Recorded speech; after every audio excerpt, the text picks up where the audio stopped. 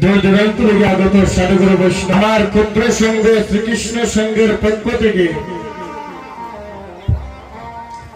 আপনাদের সভাকার চিরাতুল চরণে আমার শত সহস্র কোটি ভক্তি নিবেদন করলাম। আসলে দেখুন আমাদের একটানা প্রায় 1.5 মাস প্রতিদিন কীর্তন, এর ভিতরে একদিনও কোনো বিশ্রাম নাই। এই যে প্রতিদিন কীর্তন করি, এটা আপনাদের আশীর্বাদের কারণ। কারণ মহাপ্রভুর কৃপা ছাড়া আধা ঘন্টা মাইক নিয়ে কথা বলা সত্য কারণ নাই। একটানা 1.5 মাস কীর্তন চলছে, একটা দিন গ্যাপ নাই। গতকালকে আমি কীর্তনে ছিলাম মৌলভী বাজার সেনের খোলা সংশুদ্ধ রায়। ওইখানে কীর্তন করার পরে আমার সঙ্গের যে মেন মৃদঙ্গ যে বাজায়, আমার মেন কুলের মধ্যে আমার যে বাংটা ছিল সে হঠাৎ করে অসুস্থ হয়ে পড়েছে। সে বর্তমানে বাড়িতে আছে এসছে। তাই এই প্রোগ্রামটা আমি করতেছি আপনাদের এলাকারই এক ভাই। কারণ প্রত্যেকেরও তো কীর্তন দাদা হঠাৎ করে তো পাওয়া যায় না। আমার ভাইকে নিয়ে সঙ্গ করতেছি, হয়তো সে আর এক কীর্তনের সাথে থাকে। আজকে আমার সাথে প্রথম এসেছে, একটু এদিক সেদিক হইতে পারে। তাই সবাই আমার একটু তোমার সুন্দর দৃষ্টিতে দেখে নেবে। মানুষকে প্রণাম করলে সেই প্রণাম ঈশ্বরে মিলে। সর্বশাস্ত্রে তা প্রমাণ পায়। কবি চণ্ডীদাস যিনি উচ্চকণ্ঠে বলেছিলেন, তিনি এই জগৎ সংসারে সবার উপর মানুষ সত্য, তাহার উপরে আর কেউ নাই। তাই গৌর হরিব। স্বামী বিবেকানন্দ উনিও একই কথায় দিয়েছিলেন আনন্দ। জীবে প্রেম করে যেইজন সেইজন সেবিত ঈশ্বর। যত মহাজ্ঞানী যত মহাপুরুষ ছিলেন সবাই কিন্তু একই কথা যার ভাষায় বলে গিয়েছিলেন। বাবা পাগলা উনার ভাষায় বলেছিলেন, এই জগতে মানুষ আপন টাকা পর, যত পারিস জগৎ সংসারে তোমরা সবাই মানুষের সঙ্গ কর। তাই শরীর আমরা বর্তমানে যে যুগটার মধ্যে আছি না, ওই যুগটার নাম হচ্ছে কলিযুগ। কলি শব্দের অর্থ হল ফুল ফুটার আগে ঝরে যায়। কলি থেকে কলি ঝরে যাচ্ছে, ফুল যে প্রস্ফুটিত হবে সেই সময়টা পর্যন্ত কলির যুগে পাচ্ছে না। এই কলির যুগে মায়ের আগে মেয়ে মারা যায়। এই কলির যুগে স্বামীর আগে স্ত্রী মারা যায়। এই কলির যুগে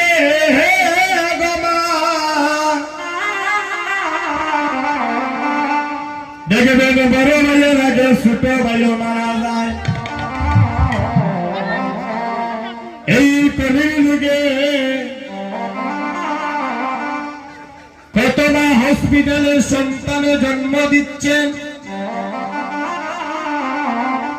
মায়ের স্তন্য দুগ্ধ পান করার মতো সময় নাই। ওই সন্তানটা মৃত্যুর কোলে ঢলে পড়ছে। হরি বল হরি বল। ডাক্তার ডাক্তার ডাক্তার, মন দিয়ে কথাগুলো শুনবেন। ওই যে ঠাকুর ঘরে একজন বসা, যিনি বিশ্ব ব্রহ্মাণ্ডের মালিক, ঈশ্বর পরম কৃষ্ণ সচিদানন্দ বিগ্রহ অনাদি আদি গোবিন্দ নাগ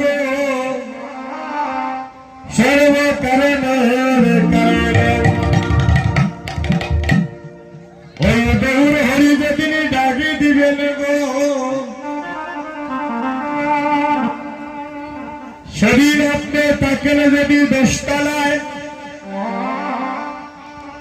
আপনাকে সঙ্গে সঙ্গে নিয়ে আসবে গাছতলায়। কোন গাছের তলায় নামো না,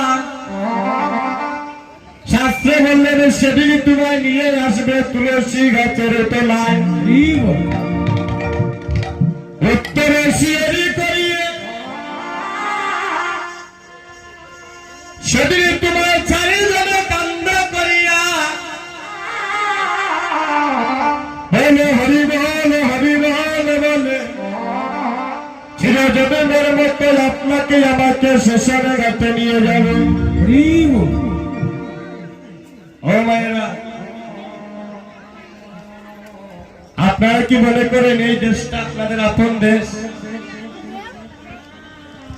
আমরা যেই দেশে আছি দাদা, ওই দেশটা কি আমাদের আপন দেশ?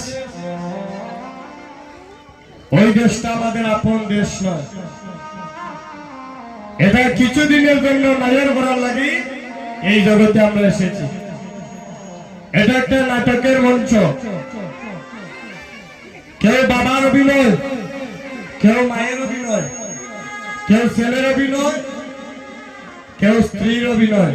এক একজন এক একটা অভিনয় করার জন্য এই জগতে আমাদের আসা। মহাজন বললেন, যার যেদিন এই নাটকের লীলা শেষ হবে, সাথে সাথে এই জগৎ ছেড়ে তোমাকে তোমার আপন গন্তব্য দেশে চলে যেতে হবে। আমার আপন দেশ কোনটা বাবা? আপন দেশ হচ্ছে শ্মশানঘাট, যেখানে মানুষ একবার গেলে মার ফিরে আসে না। মানুষ হইল মরা জাত, কখন যাইবে মরে। কেউ 2 দিন আগে হয়তো, কেউ 2 দিন পরে। তোমার এই জীবনের হিসাব নিকাশ হবে রে যত, বিধি তোমার কি লিখেছে কখন কার মরণ। আপনারা সবাই নিজের চোখে প্র্যাকটিক্যাল প্রমাণ দেখেছেন। এই তো গত 2 দিন আগে, গত 2-1 দিন আগে যখন একটা গাড়ি অ্যাক্সিডেন্ট হয়েছিল, বাস গাড়ি, নিজের চোখে হয়তো অনেকে দেখেছেন। বিষয়টা একটু মনোযোগ দিয়ে শুনবেন। এই বাস গাড়িটা ফেরিতে উঠার সময় 40 জন যাত্রী সঙ্গে নিয়ে পদ্মা নদীতে পড়ে গিয়েছে। ওই নদীটা অনেক গভীর নদী, মা পদ্মা নদী। এই পদ্মা নদীতে গাড়িটা পড়ার সময় কত মানুষ ছটফট করেছিল বের হওয়ার জন্য, কিন্তু ভগবানের যদি কৃপা না হয় সম্ভব হয় না। ওই গাড়ির মধ্যে একটা ছোট ছেলে ছিল, বয়স হবে তার 7 থেকে 8 বছর। ওই সন্তানটা তার মায়ের কুলে বসা ছিল। জানি না, হয়তো ভগবানের কৃপা হয়েছে তার উপরে। পানির নিচ থেকে জানালা দিয়ে মা তাকে ধাক্কা মেরে বাহির করে দিলেন। ফায়ার সার্ভিসের লোক যখন আসলো তল্লাশি করার জন্য, ডুবুরির দল আসলো, হঠাৎ দেখলো নদীর মধ্যে সে চটপট করতেছে। তারে যখন উপরে তোলা হলো, সে উপরে উঠে একটাই তার কথা, যে আমার মা আমাকে জানালা দিয়ে বের করে দিয়েছে, কিন্তু আমার মা বাইর হইতে পারলো না।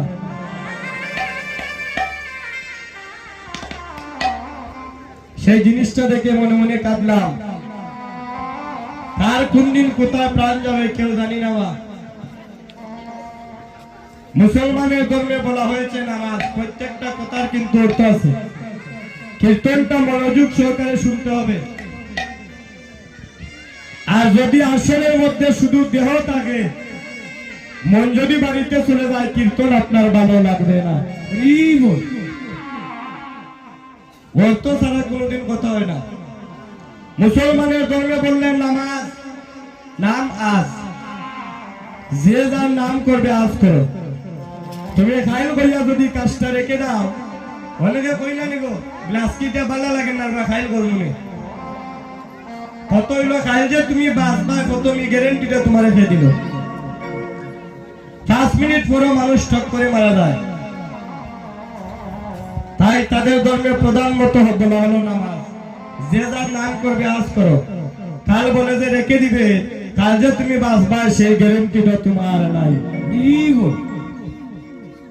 তাই না যার ভাবে একদিন সবাই প্রাণ চলে যাবে মানুষ মারা যাওয়ার সময় অনেক সময় দেখবা অনেক মারা যাওয়ার পূর্ব মুহূর্তে লক্ষ্য করলে বুঝতে পারবেন মারা যাওয়ার 5-10 মিনিট আগে গলার মধ্যে গের গের একটা ডাক চলে আসে এগুলা বুঝতে হবে যদি লক্ষ্য করে ধরতে পারবেন মানুষ মারা যাওয়ার পূর্ব কণ্ঠের মধ্যে গের গের একটা ডাক চলে আসে কেন সেদিন যমরাজ বুকের মধ্যে পা দিয়ে চাপামারি করে জীবনে কোনোদিন নাম মিলায় না তখন তোমার প্রাণ পাখি নেওয়ার সময় হয়েছে আমি আইসি নেওয়া আমার দেখে তোমার নাম নেওয়া মনে হলো আজকে আর তোমার কোনো কাজ হবে না সবাই থাকতে ধরে পারি বেলা নাই রে আর ও সময় ধরলে পারি টেকবাই রে একবার যেদিন এই জগতে আমরা এসেছিলাম সবাই একটা নদী পাড়ি দিয়ে এসেছিলাম ওই নদীটার নাম হলো বাবা নদী যেদিন মায়ের সংসার ছেড়ে আপনে দেশে যাব সেদিন একটা নদী পাড়ি দিয়ে যেতে হবে মা ওই নদীটার নাম হলো বৈতরণী নদী হরি বল হরি অনেক আগে বাজগত যদি বাইরে আজকে শুনছি মুরারাবদা গ্রামে কীর্তন হয় আও দুই ভাই একটু কীর্তন শুনিয়া আইয়া তবে তোমার কীর্তন তুমি যাও তোমার লাগান আমার অত সময় নাই কিন্তু সময় একদিন হয় ওই দিন চাইলেও আর ভগবানের নাম নেওয়া সম্ভব হয় না শাস্ত্রে বললেন যতক্ষণ পর্যন্ত ফুলের মধ্যে মধু থাকে ওই ফুলটা আমার ভগবানের সেবায় লাগে আচ্ছা ভাইয়েরা আপনারা তো ঠাকুরঘরের সেবা বেশি দেন যে ফুল জলে গাছ থেকে পড়ে যায় ওইটা কি গোবিন্দের সেবায় লাগে গো ঠিক তদ্রূপ শাস্ত্রে বললেন মানুষের যখন বৃদ্ধকাল আসে বৃদ্ধকালে মানুষের দেহটা অসুস্থতা যায় সূচি থাকে না আপনি চাইলেও সূচি রাখতে পারবেন না শিশুকালে বোঝে কৃষ্ণ কৃষ্ণ পাওয়ার আছে যৌবনে কালে বোঝে কৃষ্ণ আসে অনায় আসে বৃদ্ধকালে বোঝে কৃষ্ণ জনের তোর আসে বৃদ্ধকালে কৃষ্ণ কেন বোঝে না এই তো শাস্ত্রে বলে দিলেন জমের তোর আসে কোন সময় জানি প্রাণ যায় রে শোনাখন মরার পরে স্বর্গে যাইব না নরকে যাইব দয়া নাম নেই কিন্তু কৃষ্ণ ভজন করার উত্তম সময় হলো তোমার শিশুকাল মা বাবা কইবা বাবা রে ওখানে তোমার সময় হয়েছে না আরে ভরে পড়বা ঠাকুর ঘরে গিয়া গীতা টিতা এটা ভরে পড়বা নে আগে নাম্বার তুলো এক নাম্বার লো লাগবো সরকারি চাকরি লো লাগবো কিন্তু ভুল করি মা বাবাই কোনোদিন আর একদিন ওই ঠাকুর ঘরের মধ্যে পাঠাইয়া দিলা না সন্তান চাকরি করলো বড় হইল চাকরি লইল সন্তান তাকে 10 তলাত মা তখন 10 তলাত হইল নি দাদা ঘরে ঘরে কীর্তন হয় আগে একটা গ্রামের কীর্তন হইতো একটা এখন 5টা 6টা কীর্তন কিন্তু বাড়ে এই কীর্তন দিয়া কোনো লাভ নাই একদম ক্লিয়ার কথা আমি একটু বাস্তব জগতের কীর্তন করি হয়তো অনেকের গায়ে কষ্ট লাগতে পারে তোমার সুন্দর দৃষ্টিতে দেখবে ভগবান কইলা নবদ্বীপ থেকে বাবা গুসাইয়া নিয়া চরণ দৌত করে জল গাইয়া ভক্তগণে প্রসাদ দিয়া হরিনাম সংকীর্তন দিয়া কোনো লাভ নাই যদি ঘরের মধ্যে মা বাবার চরণে তোমার শ্রদ্ধা ভক্তি প্রতিটা জায়গা ঠিক না থাকে। আগে বুঝতে হবে ভগবানকে, আসল ভগবান তোমার মা বাবা, মাতা গুরু, পিতা গুরু, গুরু জ্যেষ্ঠ ভাই, তার চেয়ে অধিক গুরু আমরা বুঝিল সে পাই। আমার আগে দুষ্টলীলা করে গিয়েছে আমার বোন। আমরা এই বছর একই জায়গায় কীর্তন করেছি। আমি আপনাদের পাশে কীর্তন করে গেলাম, মিঠাপুর গ্রাম, তারপর আরো অনেক গ্রাম আছে সেটি কীর্তন করেছি এই বছর। কিন্তু দেখুন ঘরে ঘরে কীর্তন হয়, এখনো পর্যন্ত দেখা যায় সন্তানের রাস্তা রাস্তায় ভিক্ষা করিয়া যায়। এই কীর্তন দিয়ে আর কীর্তন শুনিয়া কোনো লাভ নাই। ভগবান স্পষ্ট বলে দিলেন, লক্ষ টাকা খরচ করিয়া মাটি দিয়ে মূর্তি বানাইয়া দুর্গা মায়ের পূজা করো, কলির জীব তোমরা চরাচরে। কিন্তু তোমার নিজের মা ঘরের মধ্যে যদি আনাগাইয়া মরে, এই সাধন ভজন তোমার কোটি জন্ম হবে না। কথাগুলার অর্থটা একটু অন্তর অন্তর বুঝে যাবে। বললেন লক্ষ টাকা খরচ করিয়া মাটি দিয়া মূর্তি বানাইয়া দুর্গা মায়ের পূজা করে চরাচরে, কিন্তু তোমার গর্ভধারণী মা ঘরের মধ্যে না গাইয়া মরে, কোটি জন্ম দুর্গা মা তোমার সেই পূজা গ্রহণ করবে না। আসল মারে দিন সেবা দিলায় না, আসল মারে দিন খোঁজখবর নিলায় না, মন্দিরে গিয়া মাথা মাথায় দিছো দুর্গা মা হইয়া হইয়া, কোনদিন দুর্গা মা তোমার সেই ভক্তি প্রণাম গ্রহণ করবে না। আমরা দেখবা মন্দিরে গিয়া ভগবানের ডাকি কান্দি, কিন্তু ঘরে গিয়া মা বাবার কোন খোঁজ খবর নেওয়ার লগে লগ নাই। সারা জনম ডাকতে পারবেন, সারা জনম ভজন করতে পারবেন, কোটি জনমও যদি ভজন করো, তথাপি তুমি ভগবানের চরণ লাভ করিতে পারবে না। দুষ্টলীলায় যারা ছিলেন, ভগবান বাবার একটা পথ বলে গিয়েছে, শ্রীরাম রে, আমার মা যদি বিদায় না দেয় আমি আজ গোষ্ঠী যাব না। কইছেন নি গো? কেন? উনি তো ভগবান, উনি যে কোনো বেশ চাইলে লুকাইয়া ধারণ করিয়া মারে না হইয়া যাইতে পারতা। এজন্য বলেছি কীর্তনটাকে বুঝতে হবে। কিন্তু ভগবান বললেন না, মা যদি বিদায় না দেয় আমি গোষ্ঠী যাব না। কেন? শিক্ষা দিয়ে গেলেন, হে কলিযুগ, আমি ভগবান হয়ে আচরণ করে দেখিয়ে গেলাম, মা বাবার আদেশ ছাড়া আমি ঘরের বাইরে হচ্ছি না। তোমরাও কোনোদিন মা বাবার আদেশ ছাড়া এক পাও ঘরের বাইরে দিও না। এরপরেও কাজ হয় না। মায়ের যদি কই নবীগঞ্জ টাউন মায়েরও তুমি যাইও না রে বাবা আজকে, মায়ে কইয়া ঘর থেকে খাই দেওয়ার আগে সন্তান ফিসের ধরে দিয়ে বাড়াইয়া গিয়ে আছে। কথা শুনে সাধন ভজন এত সোজা নয়। তাই জগতে যখন এসেছেন, সঞ্চয় যদি করতে হয় একটাই সঞ্চয় করবে, সেটা হচ্ছে প্রেম ও ভক্তি। আমরা গান গাই, ববে আসা দেওয়া যে যন্ত্রণা জানলে ববে আর আসতাম না। গান তো গাইলাম, গানের অর্থটা কি বুঝলাম? দেখা দেখি গাই, অর্থ যদি না বুঝেন গান গাইয়া কোনো লাভ হবে না। আশা দেওয়া যে যন্ত্রণা জানলে আমি আর আসতাম না। খালি গানও গাইয়া গেলাম, কিন্তু এই আশা দেওয়াটা কোনোদিন বারণ করার মতো কোনো উপায় আর জগতে করতে পারলাম না। শাস্ত্রে প্রশ্ন আছে, মানব কুলে জন্ম নিয়া যদি গোবিন্দের সেবায় দেহ না লাগে, আবার পূর্ণভাবে 84 লক্ষ জনি তোমাকে ভ্রমণ করতে হবে।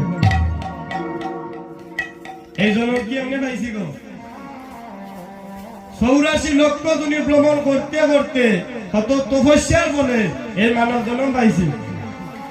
ভগবানকে খালি কইছি একবার জন্মটা দিয়া দেখো, তোমার সেবা ছাড়া জগতের কিচ্ছু করতাম না। তখন আইয়া যখন ভগবানের লোকে বেইমানি শুরু করলাম, মৃত্যুর পরে আবার গিয়া 84 লক্ষ জনি আবার ভ্রমণ করতে হবে। গাছ কুলে, মাছ কুলে, পশু কুলে, পাখি কুলে। তাহলে মা এই দেখুন ভগবান নিজের মুখে বলে গেলেন ও কত হইতেছে রে পার